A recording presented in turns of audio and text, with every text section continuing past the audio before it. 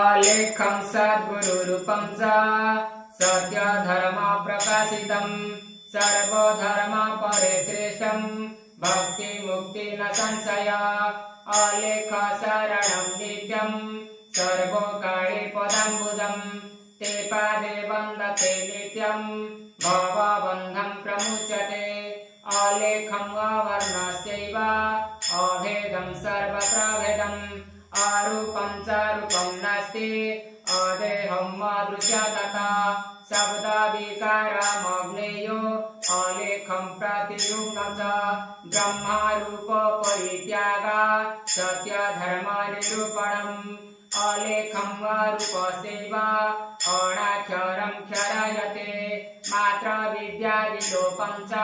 तत्परे परमादिवो अमात्रं शब्दरहितं स्वरजञ्जनमर्जितं बिन्दुनादकलातीतं जस्तभेदस्वेद्वित् अनादि अलेख ब्रह्म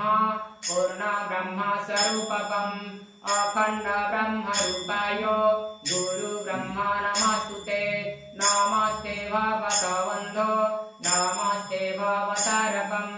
नमस्ते करुणासिन्धो द्वितीयबन्धो नमस्तुते।